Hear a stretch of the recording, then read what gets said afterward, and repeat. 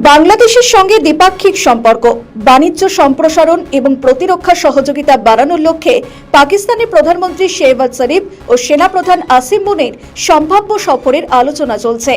বিভিন্ন কূটনৈতিক সূত্রের খবরে প্রকাশ, তাদের এই সম্ভাব্য সফরের মূল উদ্দেশ্য হল প্রতিরক্ষা ক্ষেত্রে বড় ধরনের চুক্তি করা, যার মধ্যে বাংলাদেশের সমরাস্ত্র কারখানা আধুনিকায়ন অন্যতম। আসলে 1971-এর পরাজয় ভুলতে পারছে না পাকিস্তান।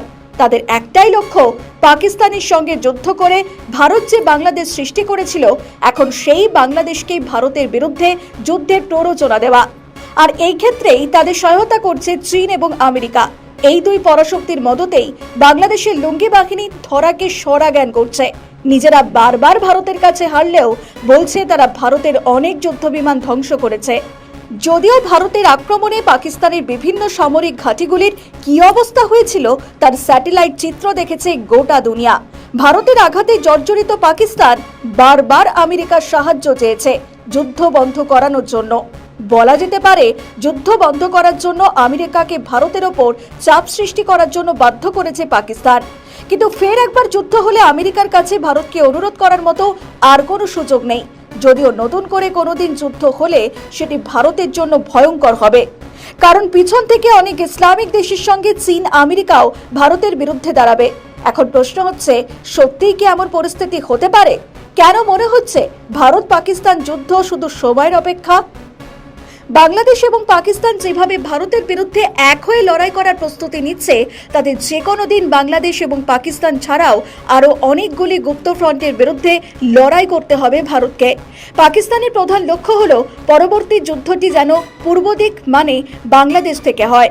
বাংলাদেশকে যুদ্ধের মুখে ঠেলে দিলে যেমন 71-এর বদলা নেওয়া যাবে, তেমনি বাংলাদেশকে ভারত থেকে বরাবরের জন্য দূরে রাখা যাবে। সেই লক্ষ্যেই পাকিস্তানের প্রধানমন্ত্রী শেহবাজ শরীফ এবং সেনাপ্রধান ফিল্ড মার্শাল আসিম মুনির বাংলাদেশ সফরে আসতে চলেছে। যদিও এই বিষয়ে একটা বড় ধরনের কূটনৈতিক আলোচনার খবর সংবাদ মাধ্যম ও বিভিন্ন মহলে উঠে এসেছে। তবে পাকিস্তানে নিযুক্ত বাংলাদেশ হাইকমিশন ইসলামাবাদে অবস্থিত কূটনৈতিক সূত্রগুলো নিশ্চিত করছে যে এই সফরের কোনো আনুষ্ঠানিক তারিখ বা সরকারি কর্মসূচি এখনও নির্ধারিত হয়নি। কূটনৈতিক সূত্র মতে, বাংলাদেশ সরকারের প্রধান চীন সফর থেকে ফেরার পরপরই এই 3 দিনের দ্বিপাক্ষিক সফরটি অনুষ্ঠিত হওয়ার সম্ভাবনা রয়েছে। 2 দশকেরও বেশি সময় পর কোনো পাকিস্তানি শীর্ষ নেতার এই সম্ভাব্য ঢাকা সফরে বাণিজ্য, আঞ্চলিক সংযোগ এবং প্রতিরক্ষা সহযোগিতার সবচেয়ে বেশি গুরুত্ব পেতে পারে।